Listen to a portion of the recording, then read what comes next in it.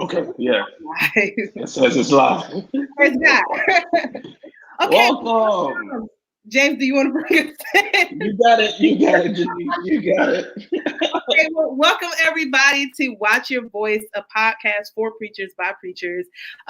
We are super excited to be live tonight because tonight we are going to be talking about what I have dubbed innovative connections. We're going to be talking about what it means to maintain and strengthen our faith communities, our congregations, where we're now living in an age where we're no longer able to have that physical in-person touch. And tonight we have a super, super special guest, my good friend, the Right Reverend Dr. Charles Goodman Jr.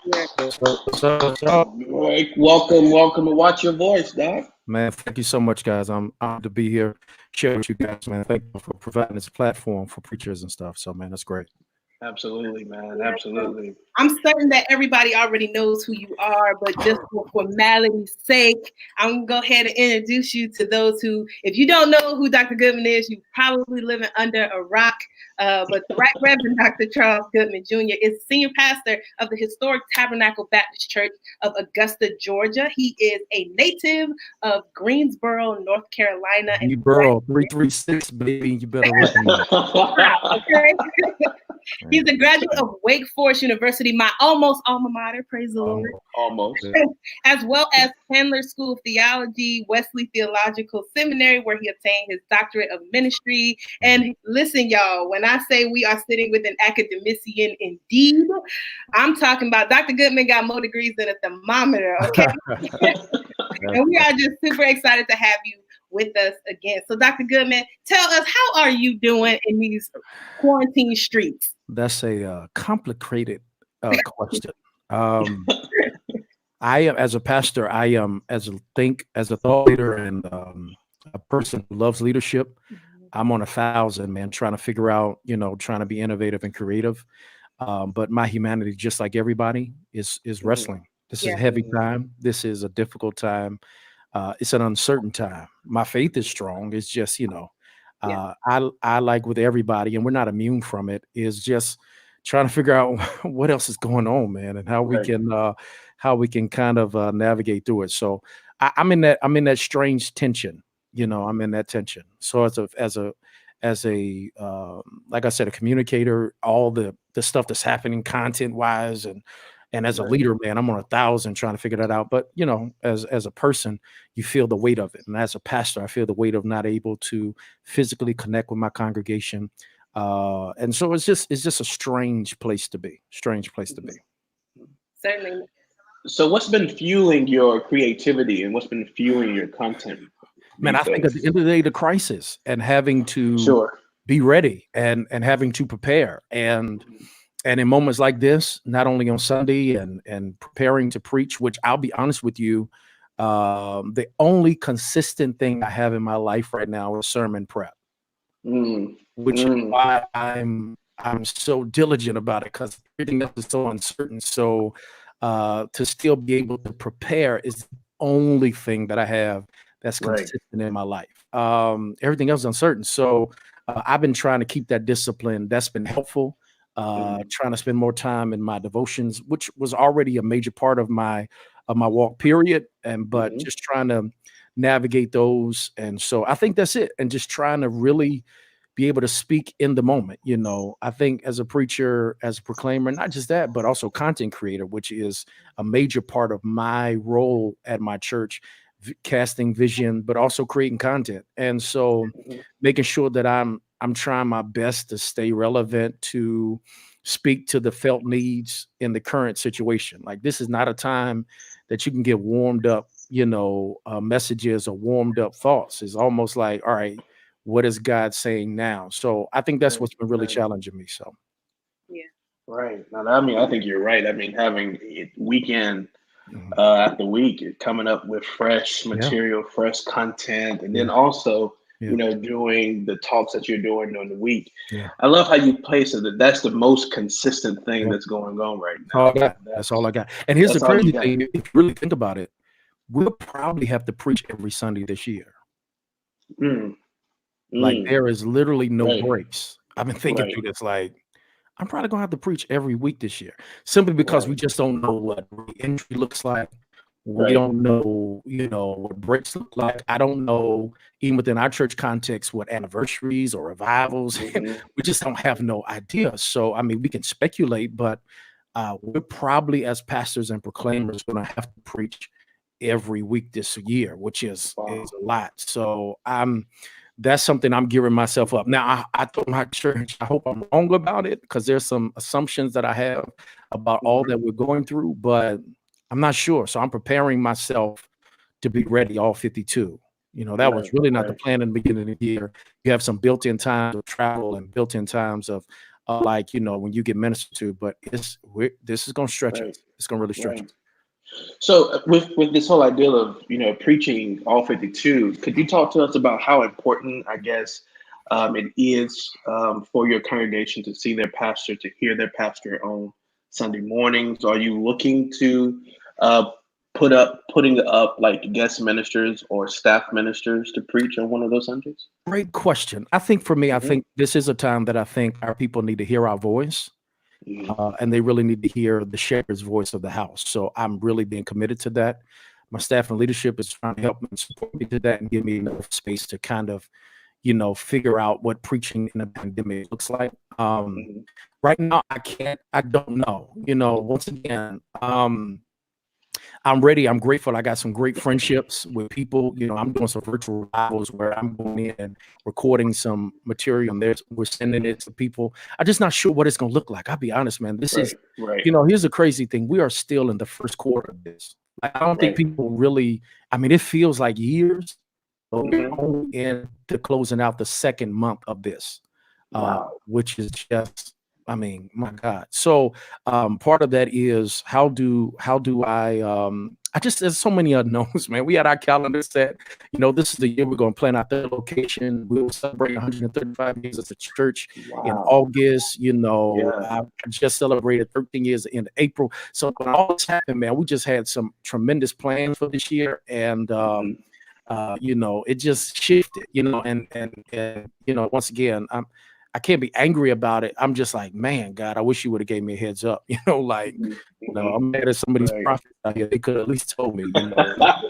Some of these Facebook prophets. Listen, y'all know people's addresses. Y'all know people's addresses and social security number. You couldn't tell me about Corona, so I don't know. That's my personal thing.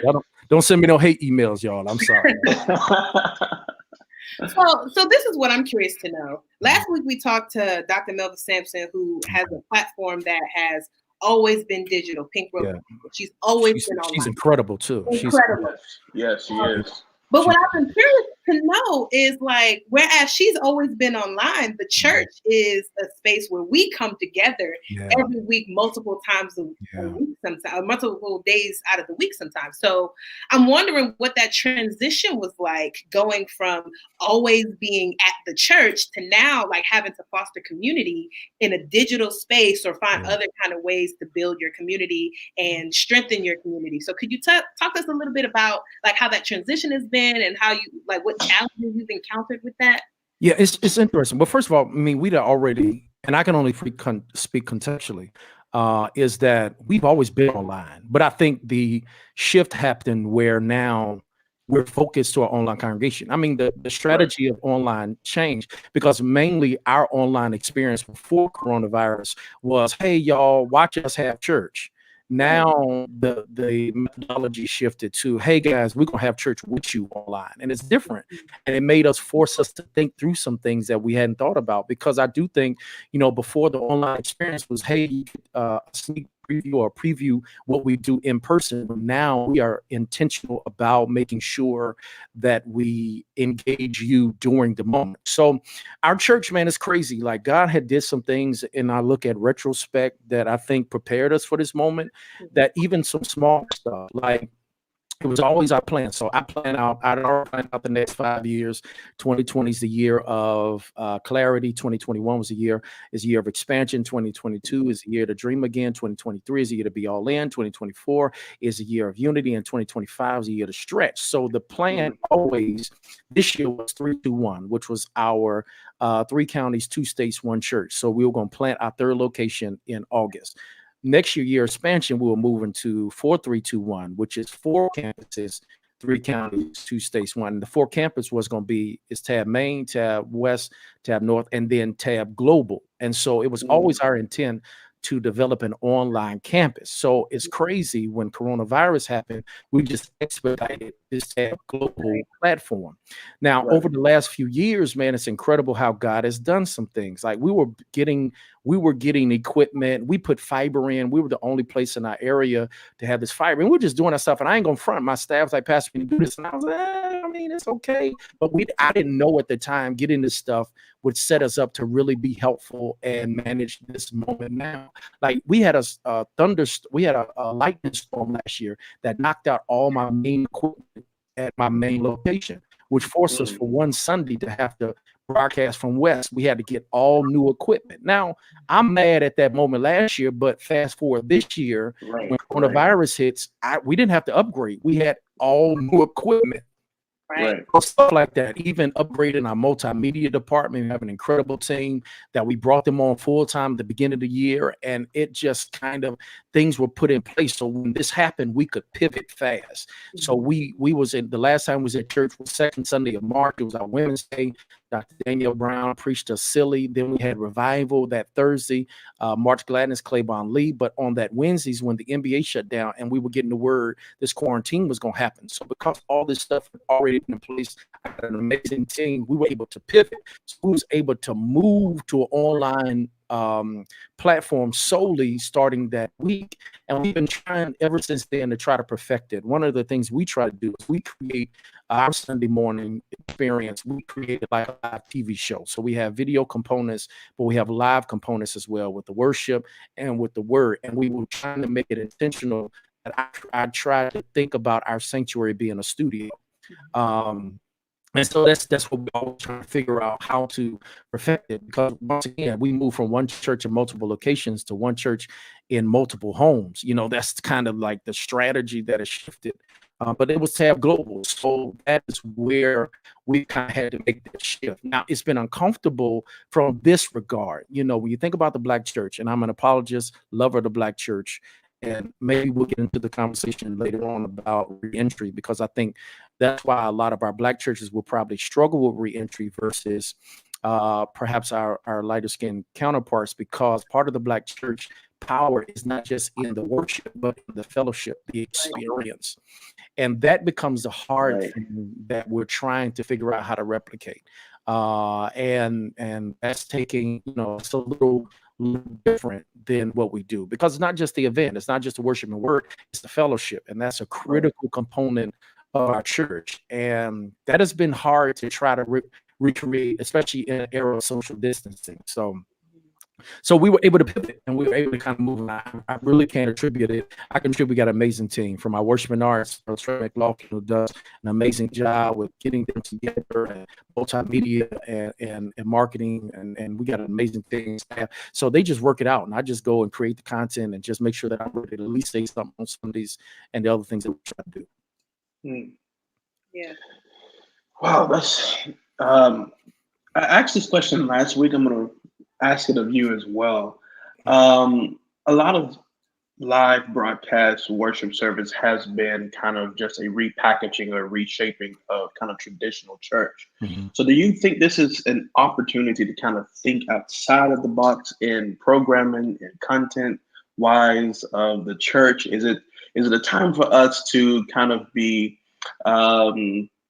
pushing and strengthening our traditional church, whatever we do on Sunday morning? Or is it a time for us to be thinking about, okay, what can we do to reach more people, to reach more homes, and to reach more identities? What are your thoughts on that? Great question. I think at the end of the day, you have to be authentically who you are. Now, you know, and so certain churches have certain things they do well. You know, I'm grateful that, once again, I feel like we're a church that is able to run the span of being able to have contemporary worship. We have traditional components and all those different kind of things. So I think the challenge of this online piece is that we are trying to think through a different strategy, and all churches get it. And I don't know, my phone rings every single day concerning it, but I have to tell church leaders, you have to be you. You know, at the end of the day, whenever we get through this, and here's the word for anybody listening, we will get through this. You have to be who you are.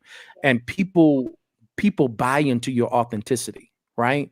So there's some amazing ministries out there who are doing online, been doing it for a while, but not everybody's Michael Todd. Not everybody is able to do some of those components like that. So you have to be you, and hopefully and prayerfully translate that through this digital age. But at the end of the day, we will get through this. And you cannot lose your identity in this.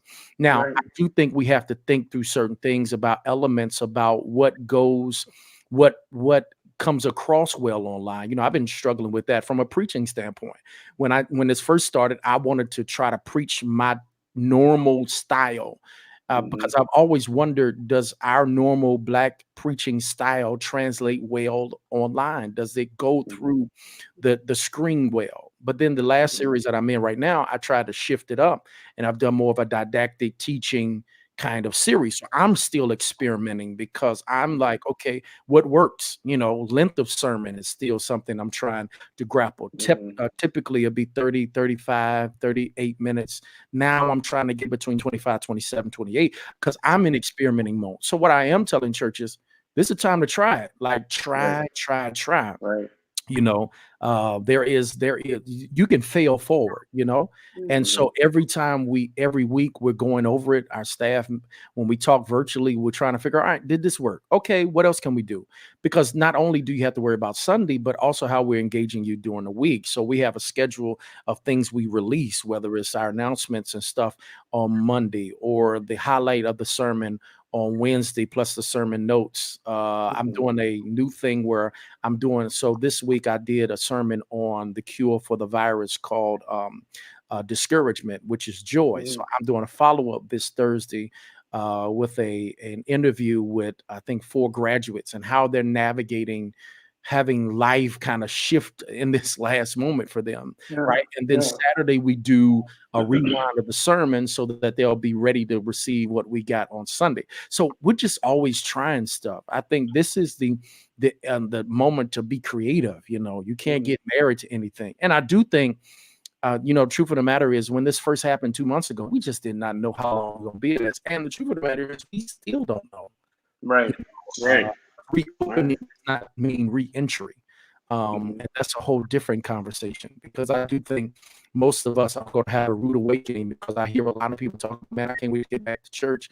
Well, the reality is, the church you left in March is not the church you're going to immediately get back to. And what does that look like? And is it worth the hassle? You know, so it's a lot of different questions. So I think, to answer your question, you just got to figure out how to be as authentic as possible. So do what you do, and do it well, and don't assign your voice and who you have, they'll come. You know, at the end of the day, our aim is not to secure as many likes and comments as possible. Our chief aim has not changed. Stay faithful to who you are, stay faithful to God.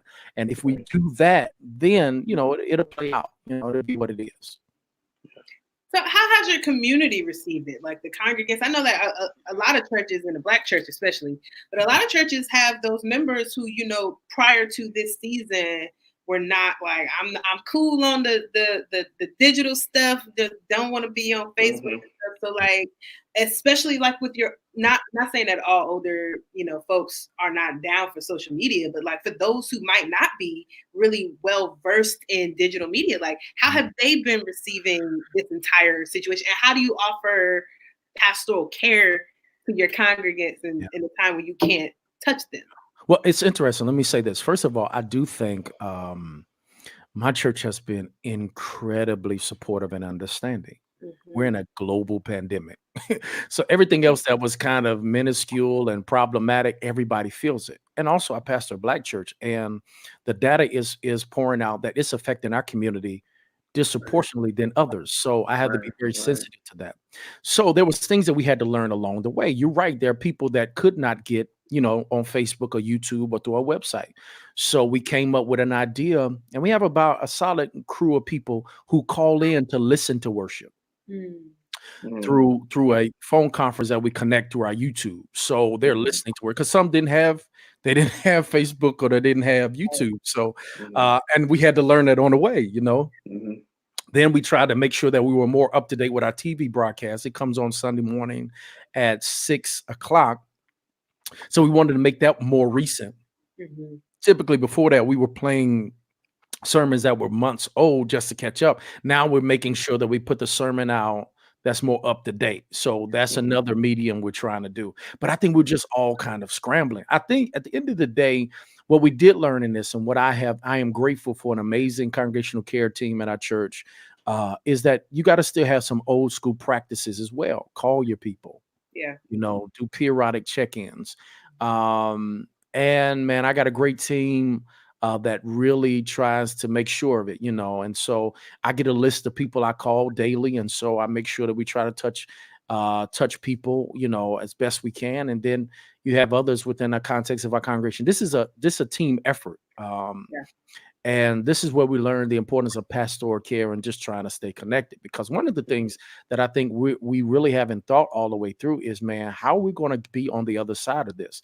I am concerned about people's mental health. I am concerned about many who are losing people, experiencing grief in this is, man, I can't even put words to it. Like, I was just called today, another one of our members lost their family members, and I probably have to do the funeral. And so now these different guidelines, less than 10. And what that looks like, I'm like, oh, I mean, this is rough time, to kind of really consider that kind of piece. So I think the basics of really just showing people you genuinely care. I do a weekly update. Well, I just want people to know, hey guys, I'm thinking about you and I'm praying for you. It don't take much. People just need to know you care. But once again, I put in 13 years of Tabernacle. So there's a part where they know my heart. Yeah. And they know at this length of time. So I'm always telling even new pastors, you probably got to go a little more and beyond. But I've got 13 years of skin in the game. So I'm like, hey guys, you know me, I love you. And I'm trying to figure out ways to connect and do those kind of things. So, it's a team effort. So to answer your question, it takes, we're still navigating it. Yeah. We're still trying to figure out ways to do it. I got members in the hospital I cannot see, but gratefully I got some members of my church who are in the healthcare field. So they'll go to the room because they can get in. They'll call me. Hey, Pastor, I got so-and-so here. And I just, hey guys, just want you to know I'm thinking about you, praying for you, love you, and they just want to hear. People just want to know you care. I think people are very understanding. Pastor, we get it. Like, I mean, we all, this is, I mean, these are those things that never in a million years do we ever think that something like this would happen. I'll be honest. I mean, it's still like kind of crazy. So that's how we're trying it within our context. That's so real. My congregation reminds me all the time that, I've never pastored through a pandemic and they've never lived through a pandemic. So it has been kind of this partnership of working together to kind of think through and to try certain things and to fail and to grow together. What's been one kind of shocking surprise or one lesson that you have learned from your congregation that you will take forward to reopening? Oh, wow. What's reopening? Man, that's a complicated question. Because I just miss them. I miss the fellowship. I think there were certain things that we take for granted. The coming together, the gathering, I miss. And I didn't know how much I missed it. I didn't know how much it was helpful for me. Like, I get so many people that say, man, Pastor, your word blesses me.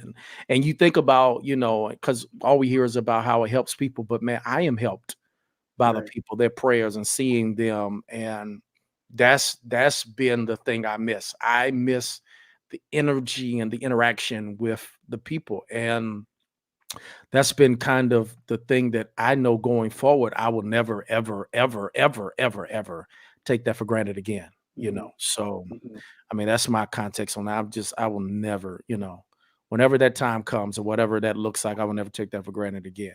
I think, sometimes we get into performance rhythm, right?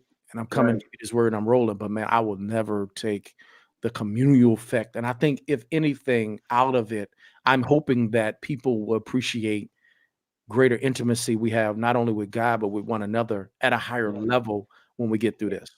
Right. So tell me how you're shaping and empowering your leaders to kind of lead through this.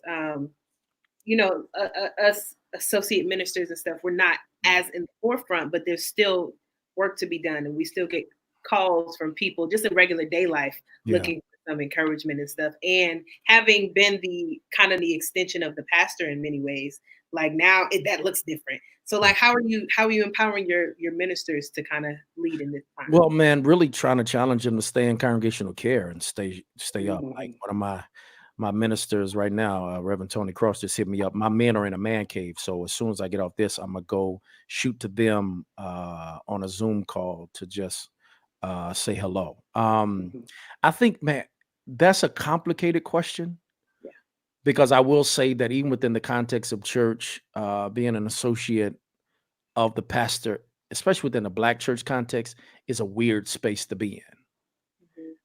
I cannot honestly tell you I know exactly how that feels, because I've been pastoring since 23. And so most of my experience has been from a senior pastor role. Like I didn't really get long as an associate role. And so I can imagine this has got to be a space where it just can be unsettling. So, but I think ours are doing a good job. You know, they've been still operating in ministry.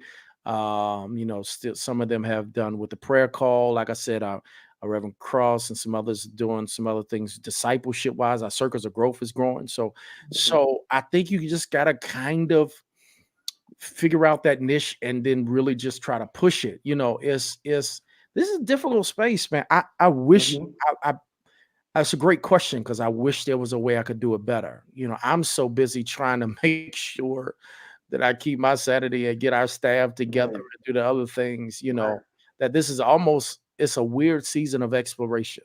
Yeah. And it's also a weird season of validation. Like if you ain't strong in who you is, and I know that's bad English, but that's good preaching. My God. It's difficult, you know. Right. Yeah. So what I've been telling people, do what you've been doing. Like this is not the season to kind of reinvent yourself. No, this is a season to strengthen what you've already been doing. Yeah. So yeah, and I think for some people it's the time to like dig in, because I think like when life is, or when life has been so busy and stuff, you kind of just like like you talked about your devotional life. Like many folks waned on the devotional side, you know, prior to this time, and now this time is forcing us to, all right, do you believe God or not? Like, are you gonna press in or not? Like, they wake up in prayer and go to sleep in prayer. And I do think once again, here's the challenge with all of us, pastors, everyone. It's okay to be human in this. Like I do pray for my friends and others in ministry. Like, you know, there's a tendency for us to want to be strong for everybody. And man, listen, man, don't, you know, that's another thing. Like, you know, self-care for preachers and pastors is going to be paramount. So even for ministry, like it's okay, live in this moment. Yeah. Be human in this moment. You know, be weak in this moment. It's okay. Like, don't feel like, oh, I got to make sure I get the right devotional. You know, I got to encourage people. No, just, the day may be a day you just need to sit and, so that would be my thing. Like, I think that's the challenge, because I do see that, some people like, that meme went around. If you don't get no new hustle out of this and do this, there's this temptation to be so busy that I will tell you one thing Corona has done for me is that it has taught me that, I'm not Superman. Right. And that's okay. Right. It's okay to have a bad day. Like I was telling my staff a couple of weeks ago, I was like, yo, I'm grieving through this. I'm like, I'm just angry. I don't even know where I'm at some days on it. And I'm okay with that. I got peace with that. Like I'm all right. And so I think we all need to give our space to navigate it. And some days you're not Superman or Superwoman. It's cool. All right, fine.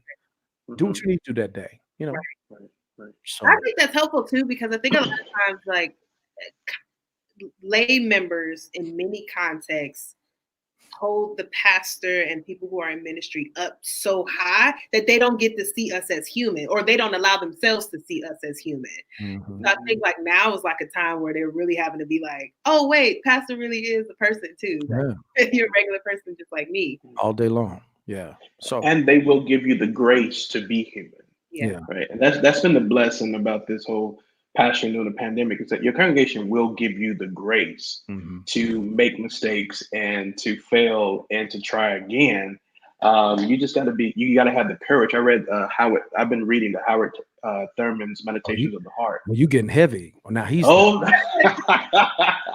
he's one of the best, man. That's an incredible. He's one of the best, man. If you're looking for a devotional, Howard Thurman's Meditations of the Heart, and he said something about courage that shook me. It's like courage is not about being strong. It is not about, success. It is about being able to do your job at a steady pace. Yes. At a steady pace. Even if you have to take a break, it's to get back up and to do your job at a steady pace. Wow. I don't have to tell you, man, that is one of the most revolutionary devotional. And it's dense. I tell people that, listen, when you're reading it, it's dense. You're going to go to your soul. You're like, I didn't even know that was there. Okay. Absolutely, dude. You went somewhere I never even knew I had. He's heavy, man. He's heavy. I won't say success. How do you gauge the effectiveness of what you're doing and what you're implementing in your church during this time? Wow. See, and that's the challenge of this time, because I do think there is a danger in judging what you're doing based upon how many likes and views you get. Right. Man, so this past Sunday, finally, Reverend Deborah Jefferson, daughter in the ministry of mine, who works on our staff, does an incredible job. She finally articulated what I've been wrestling with and could not figure out what it was. I will admit to you, I didn't realize it, but I had this unhealthy and unrealistic expectation that every week we were going to be better. Wow. So this week versus last week, I was going to have more views, more comments, and more connections. And that hasn't been the way. And so finally, Reverend Z was in the office, and she was like, she said, at the end of the day, you didn't do that before. And I thought about it. You're right. Like when we had when church was before coronavirus, I didn't have that expectation every week. I gave my best, but there were some weeks better than others. It was what it was, right? It was never a thought that this week I need more people at church than it was last week. I never had that expectation. Somehow in this digital space, when this happened, psychologically, I start thinking, man, if I don't have more people than last week, and if I don't have more likes than last week, if I don't have more views than last week, then we're not doing something right. And so it forced me to reevaluate that's not even realistic. So that has been the thing that I feel like I'm having to navigate. That we do our best, and I may not have as many views this week as we did last week. As long as people are helped, and we know that what we did was our authentic, honest representation of sharing the good news, then I'm fine with that. But she articulated on Sunday, and it was an aha moment for me. Like, man, that's it. Because I felt the pressure. I felt the pressure every week, like, man. And then if I get the numbers at the church, and we had so-and-so, I'm thinking, man, how come it didn't grow 10% from last week? And so I had this unhealthy pressure that I was giving myself that was unrealistic. It has been hard. Like, I don't rest. I maybe put too much stock into it. So I think that's a great question, because it got exposed. Like, man, I didn't have this regularly. So why am I tripping now? Right. So that has been the thing where I'm trying to reimagine and reevaluate what that looks like. Because I don't know. I think we're still trying to judge what success is, right? I heard Bishop Joseph Walker gives a great phrase on that. He said he stopped counting footprints and started counting fingerprints. I think we're still trying to figure out an analysis of what we got. Like, I don't know if effectiveness is simply based upon how many views that your video gets. I'm not sure. I just don't know. I think we're still in a weird space about that. So I think it's a great question. I think if you just stay faithful, once again, I don't think the thing changed. Even before, my aim was not to be successful. It was to be faithful. Right. And so I had to change my mindset. This is not about being successful as much as it is to be faithful. Now it's a different space, but it's the same mission. It's the same idea and the same thought. So that's what I've been really trying to figure out, because I don't, once again, just like I tell people, I don't think God judges us based on how large our church is. And the same thing now, I don't think God judges based on how large our viewership is. Be faithful. It's a different medium. We're still offering the same thing. It's just coming through a different platform. Yeah, man, that's freeing, because my wife got on to me Sunday. I literally sit down, watch our live with a notepad, trying to figure out, what can we improve on for next week. And instead of just allowing it to go out there, allow it to reach the people that it needs to reach, and to be satisfied with the work that you did, in that week. Yeah, that's liberating. Thank you for sharing this season is challenging preacher egos. Right. Man, listen, you better know what you're in this thing for, because this is challenging that ego. And anyone that says they ain't got one, we all got one. We're like, man, okay, and so I feel like that's what we have to make sure that we guard. This is a real test for preachers, and a real test for our heart. Why am I really doing this? Is it to make me famous? Or is real God greater in this moment? And that's just real. Right. So some of my, and so I can't judge my effectiveness based on how many views. And I had to have that cleansing soul heart moment this past week, and it finally got articulated. So that's been freeing for me, because I held that weight. That burden was hard. Like, man, I'm looking at the numbers. How many watched this at 9? How many came on 11? Okay, how many came at 5? Who gave it what? I'm like, and then finally it was like, man, God, that's on you. We're gonna give our best and let you hit it, So that's been really the challenge. That's so real. That is so real. So I'm one of the ones that tune in at 9 o'clock. Okay. I'm one of the churches I church. Everybody is. That's the thing now. Can I tell you this? Can I tell you something? I told some leaders and staff, I said, I am struggling this season. I struggle watching TV now. Yeah. Netflix, Hulu, all those things. I struggle ordering food. Why? Because the more options, the more it stagnates me. And now we're in a Netflix church era, right? You can go anywhere you want to go right from your house. Right from your house. And so a lot of that is, many times we're struggling because I don't know what to watch. I don't know who to watch. Right. I got people that watch me and watch this person, watch that person. And so that's the challenge. And I will admit, I think too many options have made us stagnate and made us like, okay, I don't know what else to do. So that's interesting. So yeah, I don't know how people are managing the options we have. You can go anywhere you want to now. So I try to go to churches that aren't anywhere near me. So all the churches that I tune into, I can't actually go to because they're all in different states. Yeah. But I'm wondering, like, has your church grown? Like, have you seen like people join and Absolutely. stuff? Yeah, we I've seen you doing the digital. We did a virtual new partners orientation. Yeah. And so that was pretty cool, man. We've had over 100 some people join us. Wow. And I don't have the exact number, but it's like even this past Sunday, I get that number on either tomorrow or and yeah, it's been crazy, because once again, we've always been pushing not membership but partnership. Right. And one of the things that I thought was, when I first got to Augusta, if you don't know about Augusta's a very transient town. We have a military base here and some other things. So early on in ministry, I was struggling because we would have people for 3 years, then they leave. But one thing that I realized is that they stay connected. That's why the online community was always big for us at our church. Now it's at a higher level now. We're going to have to figure out what does it look like to merge both at the level that we have. But man, so it's been pretty cool having people join from Japan or join from Ghana, and that's the world we in. That's why our platform is Tab Global. That's one of the reasons why we added services, and I may have to add some more, just because I had to rethink the strategy of, I'm not just appealing to my current time zone. Yeah.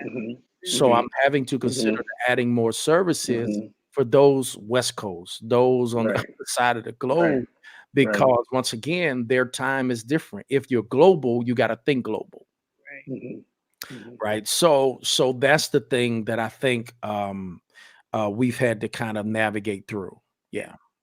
So what are some of the other like programming things that you've done? Because I've been watching several of you guys, you pastors out here, and I've seen you doing for your anniversary, you did the PG-13. Yeah, that was cool. And I typically do a party every year. So this time we just did it virtually, which was kind of crazy.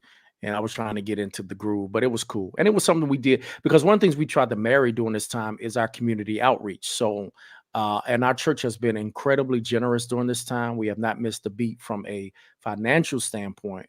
And part of that is because I think the people see us still working, still providing snacks for the healthcare workers at the Augusta Medical Center, or some snacks and drinks for some emergency technicians and frontline people. We're doing this thing now called the Hope Seed Offering, where we're raising money to give to small businesses in our areas. So we're always trying to figure out things to still stay connected. So the mission has not changed. Like I tell people, the building's closed, but the church is not closed. We're still open. So I think doing that, even now, like I said, our men are on a man cave call right now, and so they get together once a month.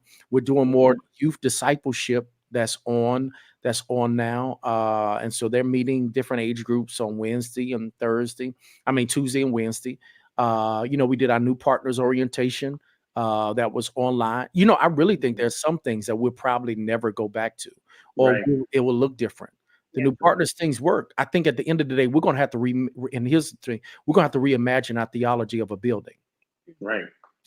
The Black church has typically created the idea that, hey, if you want it, come get it.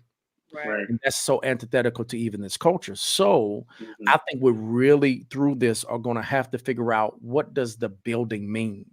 Right. And so that's been some of the things we've been trying to do.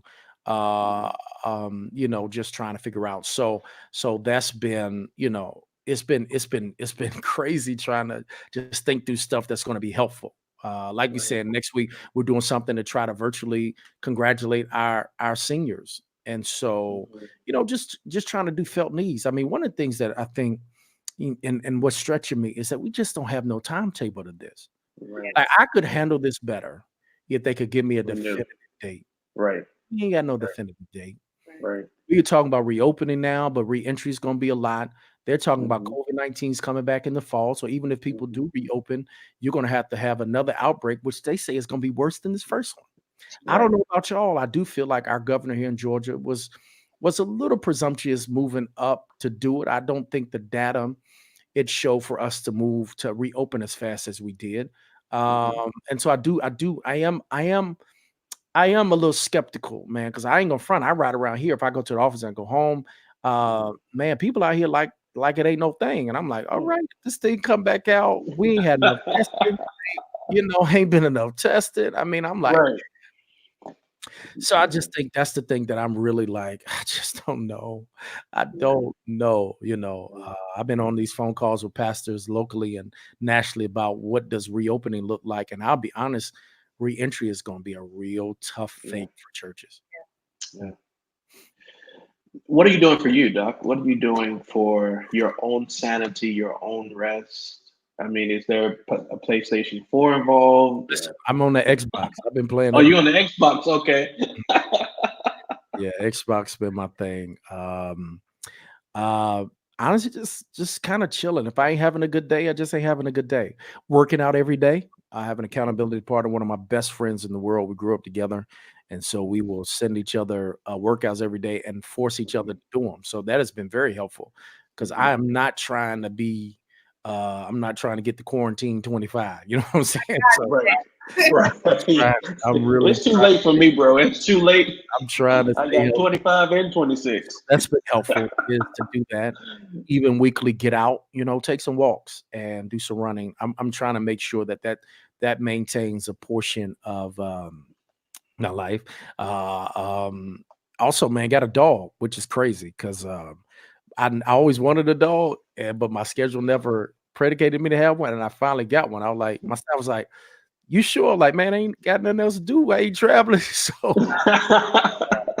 I'm pretty hype about that. So trying to work work through what that looks like. But I think that's been it, and really trying to stay connected. In the way I got some, good friends, man. We may get up like once a week, once every couple of weeks. And we have our own little Zoom get together. Just trying to figure that piece out. Like I had to speak to my mom and grandma. I can't go home because of this quarantine, but at least saying, hey, talking to them. So I've just been really just trying to do whatever I feel like doing that day I do. Right. And I'm not tripping about it. And I have a list, I've been trying to get back to a routine, but I'm like, if I don't get it done today, it's okay. Yeah. Right. I'll do it tomorrow. Yeah. Because there's some projects I wanted to do, I'm just not going to be able to do. So, Right. Have you found that you're nicer to yourself now? Like, because I feel like, we are our worst critics, right? And so like when we're previously, I know for me that I'm hard on myself because I'm just like, I know you could do more. I know you could do better. But now I'm like, we in quarantine, extend yourself some grace, not like as an excuse or a cop out to not be excellent in whatever way that comes up for me personally. But like, I feel like I'm showing myself a whole lot more grace. Like, do you think that, is that across the board thing for you guys, or like, am I the only one who's laxing over here? No, I get it. I understand it. I think you're onto something. Everyone has to individualize this process. And I am wary of people. I'll be honest with you. Let me be frank with you. I am wary of people who claim to be experts in this. There is no experts in this because ain't none of us been through it. So I'm on these calls and stuff, and everybody, well, see, this is what you should be doing. And I'm like, man, you ain't never even been through this. So like, you're not an expert, like in anything. None of us are. We're all trying. We're all the field has been leveled. So I'm like, it's okay, So I think you have to individualize and find out what works for you and be cool with that and rock with it. Right. All right, sounds good. Before I ask this last question, I love dogs. What kind of dogs you get? It's a exotic mini pocket bully. Oh, that sounds cute. I don't even know what it looks like. Yeah, it's crazy. I want a pit bull so bad, but now it's not. Listen. My wife won't let me get a dog. So really, listen. My staff is still a little skeptical. My staff is skeptical. But I was like, bump it, I'm gonna do it. Right. I'm gonna just do it. And he pretty cool, man. He wore me out today. We've been pretty chill. I've been, it's been pretty cool. Yeah. That's it. All right. So before we dip up out of here, I gotta ask, like, what do you think going back to church is gonna be like? Like, what are your for the future whenever it's finally safe? You're gonna end this on a depressing note. Okay, so wait, no, I got a better question. No, I'll answer it. I had some real conversations with my leadership and my staff this week. I would be honest. So let me say this, and those who are watching, you got to understand every reopening, reentry has got to be contextualized. Okay, so here's what we know. I'm a guy of facts. I think data determines decisions. That's how I operate. So there was a lot of churches, especially even our area, who's like, yo, we're opening next week and end of the month. And I will admit to you, I do think there's a portion of politicization happening for reopening. Even though the reality is, it's not, I don't know if everyone has thought through everything. So let me tell you what I told my leaders. And so this is brand new stuff. And so you would end on this depressing note, but let me help you. Let's talk about what we do know. COVID-19 is here to stay. That's what we know. There will probably be no vaccine for 18 to 24 months. That's on the that's hopeful side. The shortest vaccine that's ever been produced has been 4 years, and that was for the month, or that was for measles or something, mumps or something. So what people are not thinking through on this for me is that even if we're reopening, we're still under what we would consider social distancing guidelines. that social distancing guidelines will probably still be in effect for another 1.5 years, 2 years. That's what the health experts are saying, unless something dramatically and drastically happens. For a church our size, our church is about close to 10,000 members. We have 5 locations. What I look at is really honestly, how are concerts and sporting events going to reopen? That's more of a realistic paradigm for me. So let me give you a sneak preview into what we're thinking through as our church and why, for me, re-entry is going to be difficult. I can open, I'll give myself out, but I'm always giving myself 2-week window. If I want to make that decision, move on 2 weeks. So let me put out the facts to you. This is just Tabernacle Baptist Church. Our main location seats 1,500. Our second location, West, seats 500. Following through on social distancing, I can only get 149 people in my main location and 67 in my West location. That's with the social distancing requirements. Now think about how we've shrunk from 1,500 to 149 to 500 to 67. Okay. With that being said, if I go back, hypothetically speaking, with our same number of services, 5, I would have to change my times. So times right now for our church is 7:15, 9, 9:45, 11:15, 12:15. They overlap. In order for us to do this effectively, hypothetically, I would have to change my times to 9, 11, 1, 3, and 5. Now, what does church look like for us? Well, if we were to use it based upon the seating capacity that we are given under social guidelines, distancing guidelines, that means, number one, in order for people to come to church, you would, number one, have to register and you would have to sign a waiver. So that typically means, based upon the size of our church, that is probable most people will not be able to get to church but once every 5 to 7 weeks. The reality is, by the time you try to register, it is probably typical that an email will come back to you that says, hey, thank you for registering, but unfortunately we reached our capacity. Our next available opportunity will be so and so and so and so. That's just truth. I cannot promise that people can go to church successively because everything's been limited. Also, we have to check your temperature when you get there. We'll have to create a contactless experience as long as we're under social distancing guidelines, which we're all still under, right? They're opening stuff, but they're telling you still practice social distancing. Right. We have to check your temperature at the door. We have to create a contactless experience. Now, anybody knows one of the things that I think is different is you have to look at your facilities. Every church is going to be different based upon your facility. We have an incredible building. But one of the things that we have not done well is I don't have a large lobby, which means that my parking lot has to be my lobby. You know, one of the beautiful things about Black church is that, you know, people come when they want to come. You ain't going to do that in this kind of church. Wow. You need to be there at least 45 minutes before every service in order to get checked in, to get checked and then escorted to your seat. Wow. When you get to your seat, everyone will have to wear a face mask. That's worship now. You got to think about it. There's no children's church. There'll be no nursery. There'll be no fellowship moment. Matter of fact, once you get to your chair, you will have to stay there the whole time.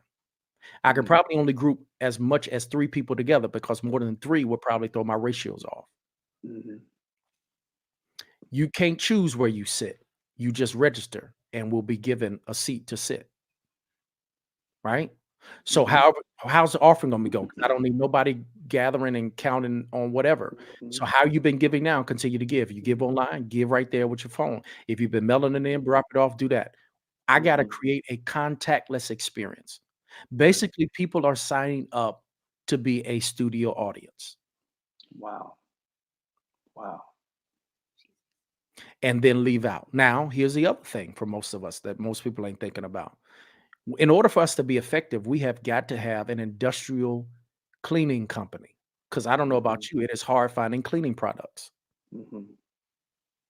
It's hard finding and things. And the current custodial staff that I have cannot handle the volume of the kind of cleaning that needs to be done to be satisfactory.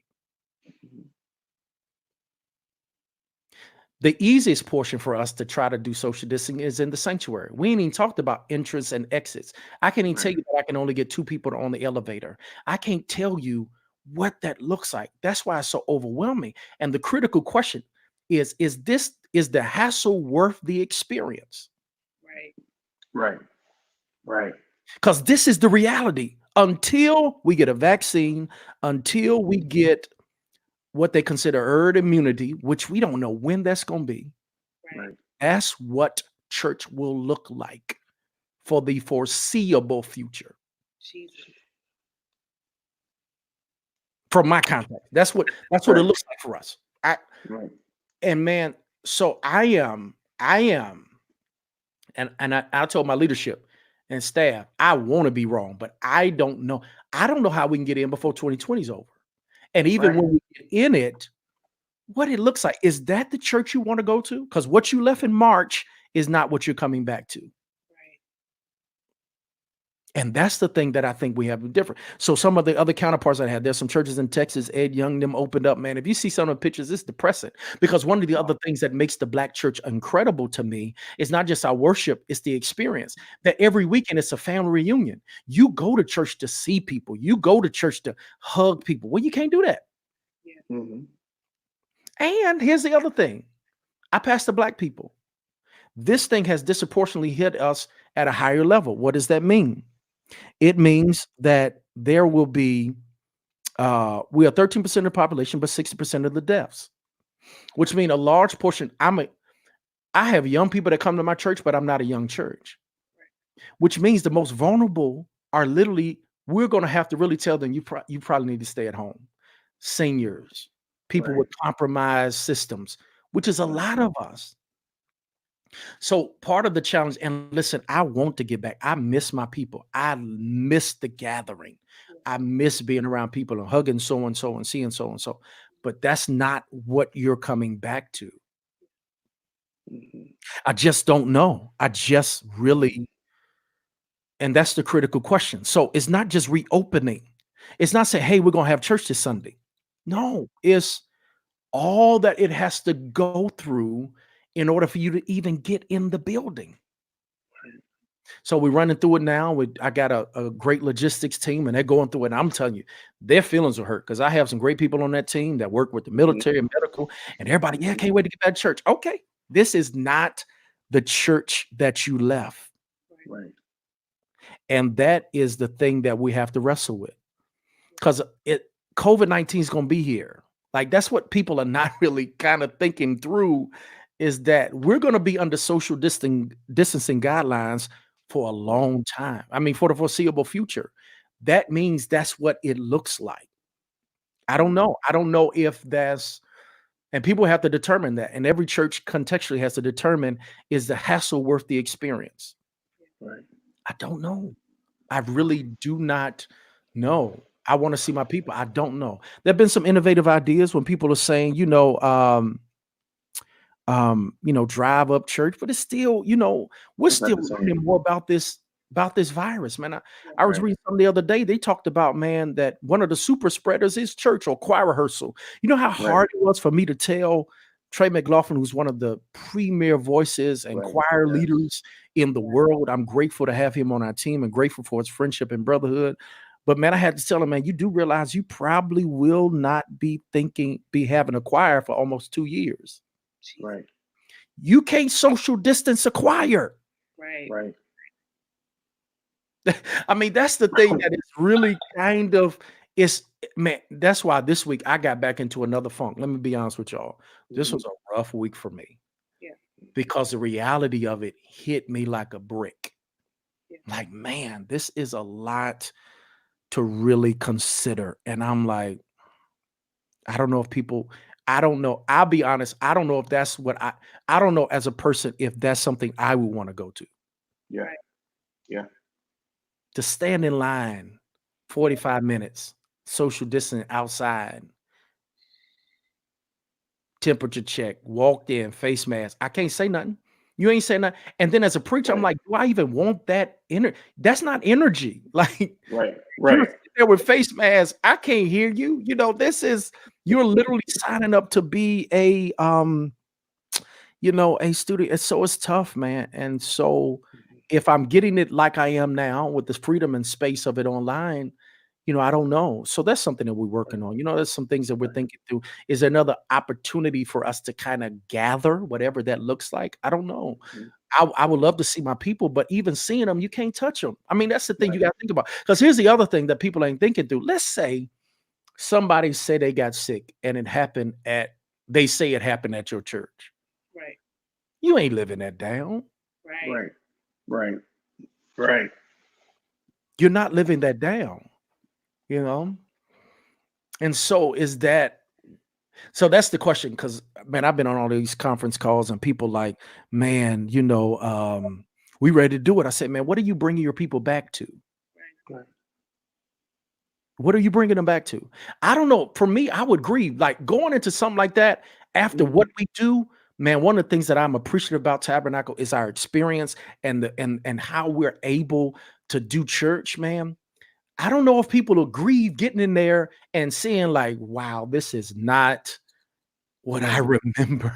This is not the same. This is not it. Yeah. Right. It's tough. I mean, even think about the cleaning aspect. Man, we got cushion pews. Like people don't even realize some of the little stuff that it takes. You know how much that is? And here's the other thing that I wrestle with. In order to get those supplies, you have to take that from medical places and take that from people that need it. And I'm like, is that worth it? Right. That's tough. Yeah. Right. If you think you're having a hard time finding toilet paper, what do you think we're having a hard time finding?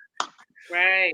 And truth is, you probably come to church and you can't go to the bathroom. Wow. I mean, you got to think, I mean, this stuff is real. And as leaders, we got to really honestly think through it. And I mean, it was heavy this week. My staff was like, wow. Because I'm a person, I think part of my problem is I think, and man, I am sitting there like, this is everything. Yeah. And I don't know if that's an experience that people want to have, because it's not the church you would consider. Like some of our other counterparts, church for them is an event. For us, it's an experience and it's fellowship. Is so much more. And so once again, I care for my people and I don't want to put them in harm's way. And I got too many people that would be adversely affected by this. So I got to make that decision. My congregation's safety is my number one concern. Not just in their spiritual lives, but also in their safety, their physical lives. And I'm not gonna risk that for just to say I got people back in a building. Right. Because once again, our gathering is not predicated on just coming to a building. Once again, it goes back to our theology of a building. Yeah. Right. So those are some of the things I'm thinking through, man. I don't know. Y'all looking at me like some of them other people looked at me, because I think when I said it to them, they hadn't thought about that stuff. I said, man, it's more than just opening. Yeah. Right. No, think about it. From 1,500 seats to 149. Right. That's over 90%. I got pews. I don't have chairs. Like right. Yeah, I was on a conference call just before we got on with a foundation that helps churches and daycares with deep cleaning and stuff. And to tag on to all that you just said, these cleaning supplies are expensive. Like she quoted $6,100 for a steamer. Yeah. To clean my little church. We had it hard trying to find hand sanitizer station. Right. Now, what's the hope, man? What's the hope? We're gonna get through it. Yeah. God is still in control. We're gonna get through it. I mean, we may not have a timetable on it, we're gonna get through it, I think the church will be stronger on the other side of this. I think we'll merge the digital and the in-person, well. But we're gonna be better on the side. I just don't know when that will be. So I got the hope we're gonna get through it. I'm also hoping that people also understand, and this is just a personal thing, so hopefully y'all don't get messed up. But I'm telling people, I hope that we also understand the importance of having good leadership in place. because it's not just a health issue or economic issue, which both are important, but this is a leadership issue, man. I look back over some of this stuff, and man, our leadership, governmental wise, failed us. Right. Yeah. So all those who sat home 2016, please don't do that this year. Yeah. I don't care if we're still under quarantine. Amen. And ain't no perfect candidate, trust me. But you at least want somebody in there that cares. Some sense. Right. Absolutely. Right. Yeah. Right. So I think we're going to be better on the other side of this. We're going to be stronger. There are going to be things that we're not going to take for granted anymore. Mm-hmm. So you just got to kind of, just press through, but this is, excuse my language, this is hell going through it. We're going to be, the meantime. And, but, just be, man, just endure, and we'll get better on the other side. My prayer, and for many people who've lost people, that's one of the things that's a personal issue I got with our leadership now from a government standpoint. There has been no sign of compassion or empathy. And so for anyone out there who's listening, who's lost people during this, man, my heart goes out to you. Lost period is tough, but especially in this, and the numbers keep rising every day, man. My heart goes out to so many people out there who are wrestling with this in a personal level. And so this is a time for the church to be the church, man. Be loving and be empathetic and learn how to show compassion. Yeah. So, amen. Well, non-COVID related question, okay? Because I just feel like we just been talking about COVID, and that is depressing. So, Biggie or Pac?